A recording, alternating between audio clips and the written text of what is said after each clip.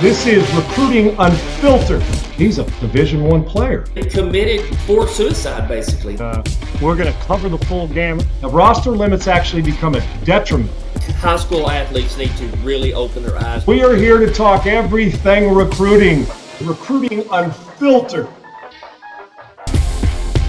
All right, guys. Hey, welcome into Recruiting Unfiltered. Yeah, well, that's a familiar face for the rest of us, and the most dominant and best scout in the country when it comes to evaluation of talent, Robert Cagle. He is at NSR, the Vice President, National Scouting Director for NSR. I am Sean Salisbury. I'm the National Football Director for NSR. One of these things is not like the other. I'm new with this gig. Robert was around when, we're all both as old as dirt, but Robert was around when this thing damn near started. He's been doing it about, 20 years now? What are you at, 18, 19, 20 I'm years? 18 years, Sean. 18 years. Okay. We started. Halfway to the 45 years since our guy Rusty started this, correct? Absolutely. Did it go fast for you, man? I want people to get familiar with you. You've been scouting all sports. You've had kids gone through the system of recruiting. What got you into this, Robert? 18, why? And you've seen major changes in 18 years of doing this job. You know, we joke about this. I was coaching high school football here in Alabama and doing youth and family ministry and, just doing stuff that I had passion about, right? And then one day, we were talking about players that played and getting scholarships, and she said something about NSR, and I knew who NSR was all the way back in 2007 and 8. I mean, it's but used to, Sean, Mr. Rigney and Rusty and those guys back in the day, they did an actual paper book, and then they would create a little profile sheet for the athlete, and they would stick it in there and then mail it to you and your parents and see if you want to be a part of this book, because every football program in the country got the book.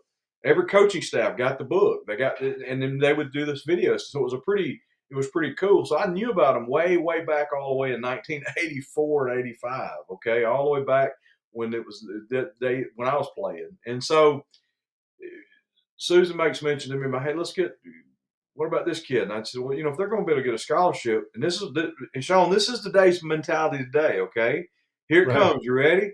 The egotistical, overthinking of themselves, high school football coach, and I love them. I was one.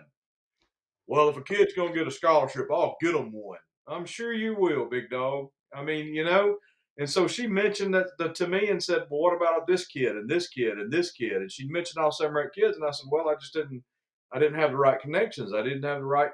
She goes, exactly. You didn't have the right connections. And that's how we got into it. All of a sudden, I find myself, me and Susan, sitting in Birmingham, Alabama, and all of a sudden we're part of NSR and got skin in it, and all of a sudden we've been 18 years later, we've been rolling, brother. I mean, so we've been having a lot of fun. I don't know how many thousand kids that Susan and I have helped now individually just through the process, or how many thousands as an organization. But I know this: it's a lot of fun, and being able to see these young people achieve their goals and accomplish their dreams. It's just what coaching is, right? If you're in coaching for the right reasons, you're helping develop young people to become something greater than what they thought they could be. And that's what we're trying to do here, is just try to help them get there. So that's how we got into it, man. Well, you're rolling strong and better than ever, having gone through being recruited like you, and then, whether it's kids being recruited or just seeing the system change, 18 years into it, pushing 2 decades. What's the biggest difference in when you started in the recruiting business and to where we are today? What's the biggest change that you've seen, good or bad? So I think there's a couple things. Number one, I want to go on the good side first. And so I think from a good perspective, it's now not necessarily just about a high school coach knowing a college coach, and that's limited now to the kid being able to reach out to those places where the high school coach may have a connection. And those connections are good, don't get me wrong. But now with the ease to use social media and the ease to use platforms and the ease to actually be properly evaluated, the good news is that there's a better way now to help your child, and for kids to find and get places to play collegiately because there's just more avenues. There's more tools now. We have better tools now than we've ever had to be able to help people get there. The bad stuff about recruiting is that whatever people see on social media and whatever they see that's in the mainstream media for the most part, they see stars and flashing lights, Sean, and they don't see the reality of what the process really is so many times. They don't see the fact that so much misinformation is given out to people and misguided. And I'll give you an example of what I mean by that. You see all these guys now on X, these kids, and getting on X or Twitter, as old people used to call it, right? So when they get on there and they talk about, I'm blessed just to got my 10th offer from so and so, my 15th offer from this Division I school.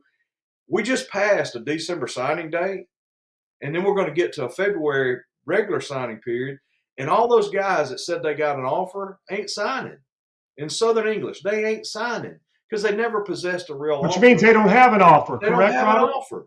So there's so much misinformation because of the goodness of these platforms, which is good to the bad. The misinformation is out there, and then we won't even get into the whole.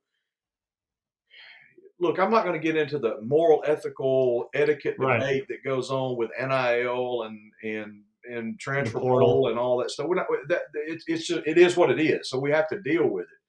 But I am going to say this: nothing that's been done in the last 5 years in the world of recruiting, Sean, nothing that's been done by the NCAA has helped a high school athlete get to college.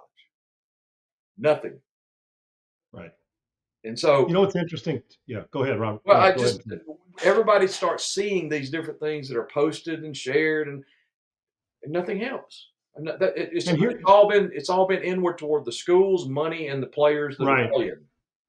Yeah, follow the money trail always in anything, especially this. And what's interesting? You had made a very, very poignant when you talked about how we got more resources now in recruiting, with social media and with podcasts, and kids can do all this stuff. But what's crazy? It's tougher to get recruited. It's tougher. There's going to be kids in this transfer portal that open on the 2nd, I believe, of January, and they think they're going to greener grass, and the grass is going to be brown, and they're going to be left out, right, Robert? Maybe you have to go down a division, which isn't a bad thing. Get a chance to play. But with all the tools we have in recruiting everywhere, social media and the ability to get reach, the truth of the matter is we're getting less reach for these kids, and recruiting is tougher, and some are getting left out of this, right? Absolutely, especially your high school kids. And that's the piece. It's simply because they don't have a proper understanding of several things, Sean. They don't understand the actual real recruiting process. And I always talk about that anytime I speak anywhere publicly. We talk about the real recruiting process, not the smoke and mirrors and the things that goes on that people want to put out, and even programs, even college programs do throw the smoke and mirror stuff out. I'm talking about the real process. I'm talking about a process of being identified and recognized, a process of actual evaluation where a staff evaluates, and then they put you in a comparison stage and that athlete's got, and nothing can happen until we go through those stages. And that's part of the real process. But misinformation and kids not understanding that real process is the biggest problem. And so when they don't know that, and parents are following people with good intentions that are trying to give them information, but misguided misinformation with the best of intentions still resolves in nothing being done properly in the real recruiting process. So it is an issue. It's an issue now, more tools, but the tools are so confusing because they don't have guidance with those tools. It's like handing a kid a GPS and a Coke can and saying, look, dude, you can get it to Mars. I mean, we gave you something you can ride, and we gave you the tool to get you there, but you can't. And that's the piece of it that most people just don't understand. The bigness of this process it can be overwhelming for sure. No doubt about it. And finding that information. Vice President, National Scouting Director of NSR, Robert Cagle, joins me today here on Recruiting Unfiltered. I'm Sean Salisbury, your National Football Director for NSR. All right, let's preview this big game. We wait all year, and here we are. Now, it feels like to see this National College Championship, I'm like, can we please get on with it? I'm tired of waiting. I want to see it. Your Ole Miss guys, and I know that they had just missed out, but what a great run they had with all that they had to deal with. My Trojans didn't even make it, so we'll get on to the real stuff. Miami and Indiana. One a far more unlikely suspect when the season started, even though they had a good year last year, Kurt Cignetti's Indiana Hoosiers. but now are dominant. And they are doing what Ohio State did last year, Robert. They are running through the playoffs, and they are curb stomping teams along the way. Yeah. Then you got Andy, who was really good early, went through there. Are they making the playoff? The controversy with Notre Dame getting in, they get in, and Cristobal's got them playing good football. But at least this game's affected by recruiting, obviously, transfer portal. Everything we've just discussed is in this game. One of the guys who is playing in the game, who was the least likely guy to get him here with his struggles, at least starting the playoff, in Carson Beck, he was the most consistent player on the field to get them here in this last game and played really, really good football. So much respect to him. So with this, Robert, Miami, Indiana, you probably would have won a lot of money if you were a bettor and you put that up if you're one of those guys that did that. I wasn't. But here we are, national title, different roads to get there, one a little more impressive than the other. But would we be underrating Miami if we disrespected them and say, this is an Indiana double-digit win? Where are we with this in your mind? So good question. I'm glad you hit on Carson Beck. Carson was one of our NSR athletes that we worked with in high school, helped him get to Georgia. Obviously, he was part of 2 national championship teams in Georgia and SEC. And he wants to win one now where he's the guy with that thing, right? Right. Where he's the starting guy, no doubt. And so, and look, that's nothing new for us from an NSR perspective, right? I mean, let's go back to O.J. Howard and Bradley Bozeman at Alabama on those runs, and Jay Prosh at Auburn being an All-American. And I mean, we can just get into a whole list of those guys. And over Hines Ward, one of the original NSR athletes that we worked with way back in the day. But those guys, you talk about a Carson Beck, man. I mean, what a dude, right? I mean, he comes out last year, he has an injury there, an SEC championship game, and he doesn't get a chance to move forward, and finds out that maybe he's not going to be the guy for them this next year, and so he decides to get in the portal. Wow, there's that thing again, right, Sean? The portal. Takes a big check, goes down to Miami, and then all of a sudden, all the doubters, right? All those people that were doubting Carson, and look, and rightfully so, right? I mean, fair enough, right? Yeah. I mean, can he win the big games? Can he handle the pressure? Can he handle all that kind of stuff? And then he has stepped up this entire year for the most part with 2 faux pas. I mean, they had 2 bad games that they just didn't really play well in, and that's what the whole question was, that whether they should or shouldn't be in the playoff anyway. But from a standpoint of you cannot throw Miami out the gate here. I mean, you just cannot throw them out in the yard and say, look, these guys are going to get curb stomped like everybody else has that's played Indiana. You just can't do that. And there's a couple of reasons. Let's don't underestimate Coach Cristobal's ability to motivate his team and have his team ready to play. Let's don't underestimate his staff and the great job his staff has done making adjustments as they've gotten through the playoffs so far to get here. I mean, what a great deal they did with Texas A&M, right? I mean, so at the end of the day, those guys have learned how to make adjustments and do something, not just the coaches, because the coaches know how, but the kids have learned how to make those adjustments at halftime and mid-game to be able to figure out how to pull themselves through. Do I think this ball game is an Indiana game? Sean, I think you follow me on social, and I made a statement the other day that in my 35 years of coaching and being around college sports, I can't recall a single time where there's been a more dominant team in the last 3 or 4 games of a season leading to this point. Forget playoffs, last 3 or 4 games of the season, right, including the playoffs, than what we've seen in Indiana. I don't know that we've seen. And I've got people that want to argue the 2019 LSU team or the 2020 or 21 Alabama team. I get it. You want to argue that. And I understand the argument. Well, all these guys are playing NFL. Joe Burrow, and I'm saying, no, time out. At the end of the day, 11 guys on offense and 11 guys on defense.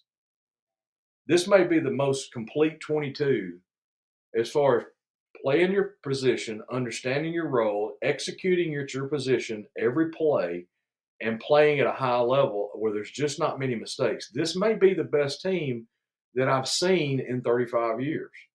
And I'm not saying they are. I'm saying, in my opinion, they are complete. And Kurt's done an unbelievable job of getting his, number one, an underrated staff that he put together a couple of years ago. And then all of a sudden, those guys have coached their butt off. And they are I don't know. It's been a fun thing to stand back and watch to see those guys develop as players. But make no mistake, I mean, what, three-quarters of that starting lineup, all were playing somewhere else the year before, the year before that. They all are transfers.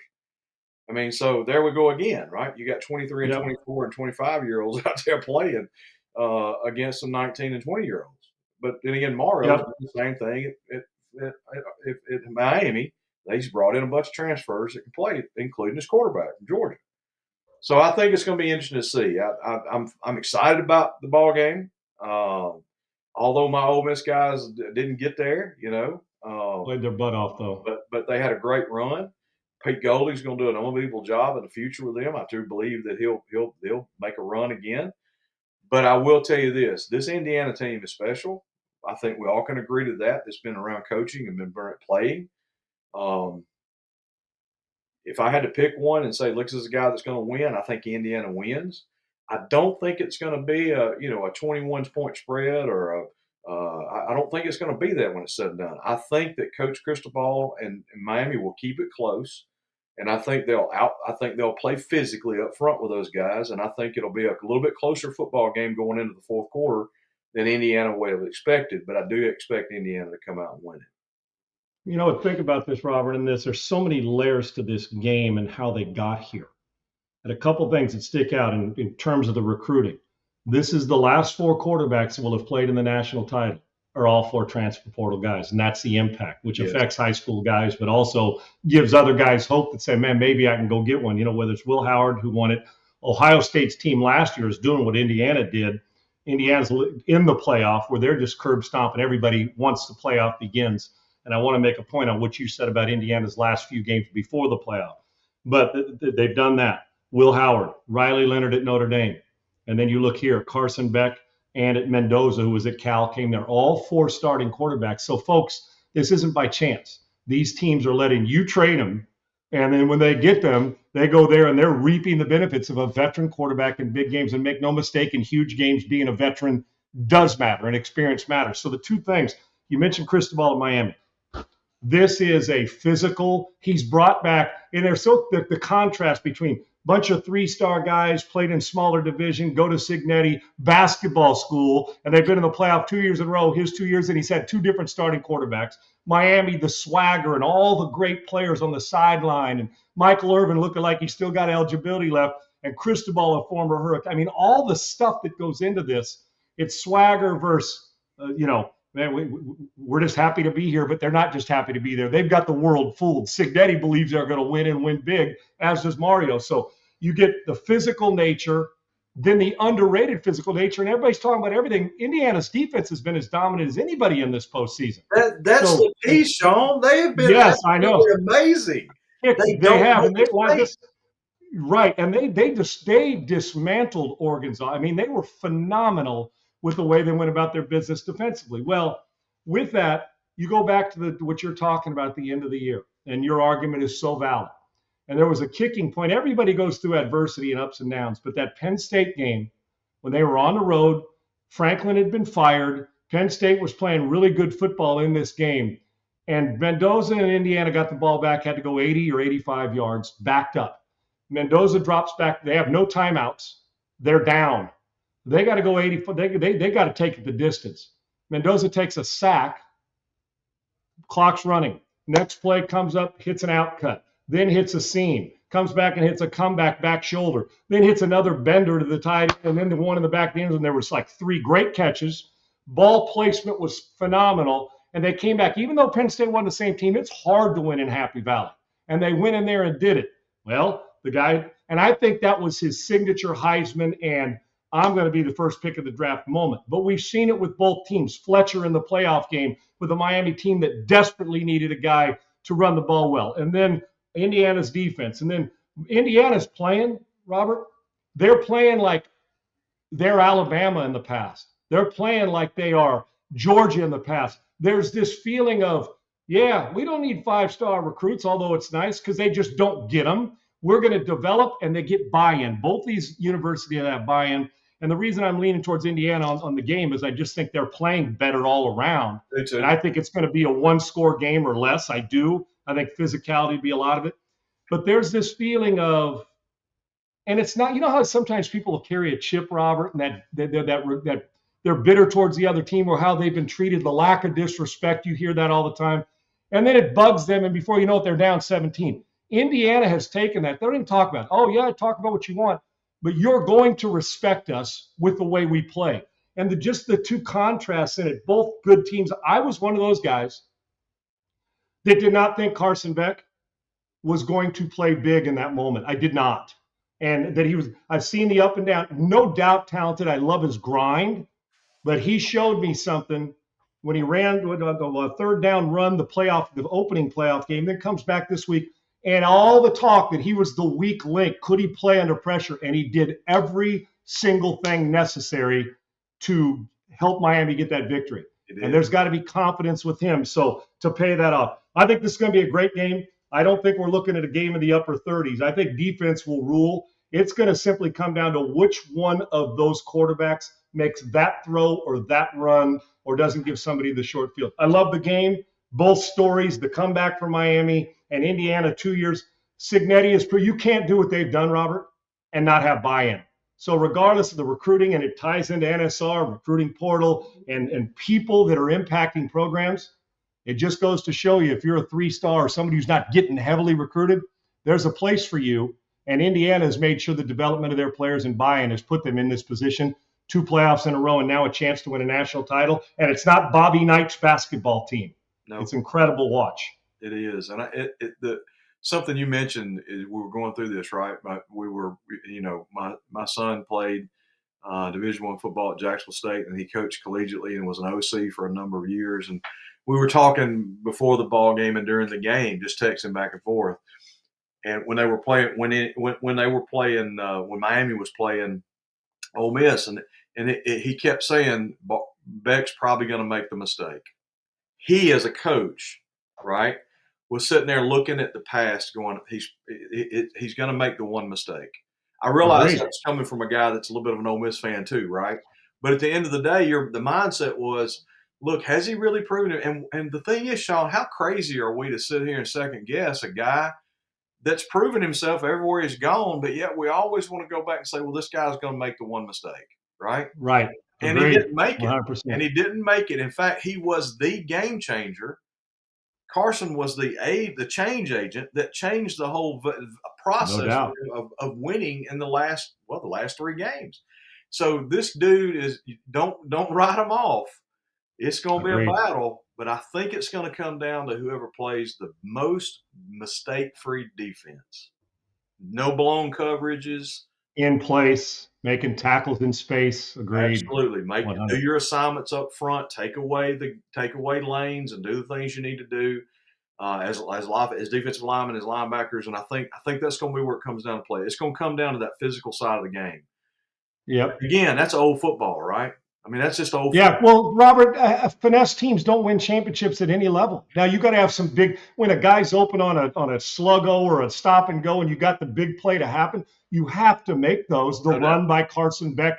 But it's the boring stuff. Make a tackle, hit a 5-yard check down, hit the 12-yard curl when it's there. The boring, simple stuff that gets you in this. And the truth is neither one of these teams with good quarterback play. Hell, at the beginning of the year, Carson Beck was supposed to be a first-round draft pick when this season started going in, and we were still wondering who Mendoza was because this is his first year starting. Now we got a guy who has proven that he's going to be a first or second pick in the draft, and Beck, one more moment like this, and then the narrative shifts on him back to the way he was when he left Georgia before he got hurt. This is a big physical kid that now has got a championship experience. No doubt. The average age of players in the Indiana team is 23, just under 24 years old, 23-7.